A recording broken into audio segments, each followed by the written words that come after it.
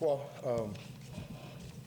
it's not the first time all year where this team, these young guys, put 40 minutes together. We've been kind of talking about putting 40 minutes together on both ends of the floor.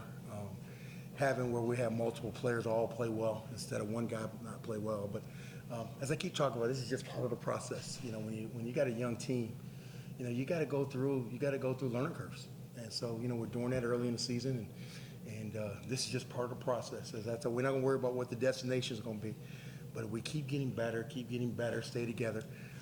But I love coaching these guys, and you know, we've had some tough breaks too early. We had some tough breaks, but I'd rather get all that stuff out of the way now. And I just like what I saw today because this is how we've been practicing. The crazy thing, we've been practicing like this, but it hasn't translated into 40 minutes in a game. You know, even in the Mason game, for about 15, 20 minutes, we were really good. You know, then it just died out. We didn't have that big lull today.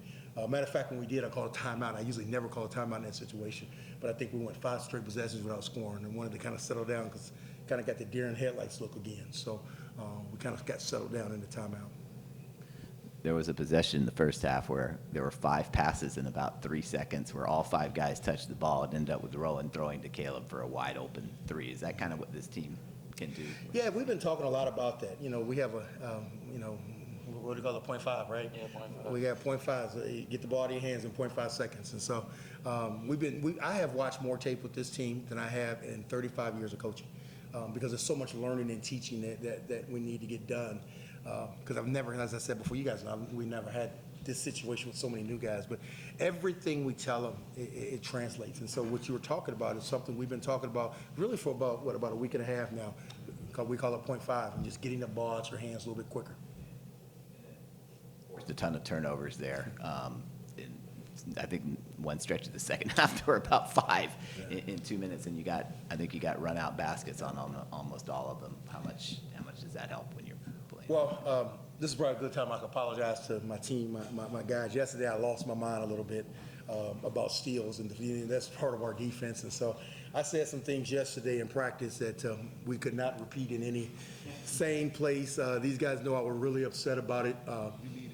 But and you know, think about that. You know, yesterday was a coming to Jesus talk about our defense a little bit, and I thought the number of deflections we got all-time high this season. So when we play like that, we make the defense even better. Gregg, how much did you guys need a game like this? Not just to break the losing streak, but to see everything you've been working on come. Well, I think we really needed this game to carry on to the next game that we got. Big game coming up, so I feel like we really needed this game. Well, he's mentioned the deer in the headlights a couple of times. Look during games. I mean, you're one of the so-called veterans on this team. Just what did the young guy? Can a game like this really help you guys kind of break through that? I feel like this is gonna carry on to the next game and the conference play. I feel like this game just helped us come better as a team and play better defense, communicate better and stuff like that. So yeah. And Rowan, just the ball movement. How much does that make a difference when you guys are playing like that? I mean, when we move the ball and guys get touches, that helps our defense because guys are more engaged with the game. So I just got to keep making that like one of my main focuses when I'm point guard. He got a horrible call for his 3rd foul where he basically got called for, I don't know what he got called for, diving for a loose ball, but you elected to keep him in the game at that point. Yeah. I think it was like 13 points. Well, it obviously worked out well for you. Yeah, you know, I've kind of used this motto, you know, they don't know what they don't know. And so what I'm doing with that is that, you know, teaching them how to play with 2 or 3 fouls. I think I left G in the first half. He had 2 fouls. So just little small things that you know, I'll be honest with you, that sometimes I've taken for granted as a coach. You just can't do that anymore. So I'm trying to get these guys the experience to do that. And slowly it's coming. It's coming. You know, again, you know, we'll have a fun opportunity on Saturday. But what we're trying to do is I'm trying to have these guys ready for league play where we can constantly just keep getting better. Gregg, tonight you hit a career high of 16 points. You just looked like really relaxed and kind of effortless out there. Is there anything you can credit to that? I'll give credit to God. The closer I get to God, the better I play. I feel like just taking it day by day. Yeah, thank you.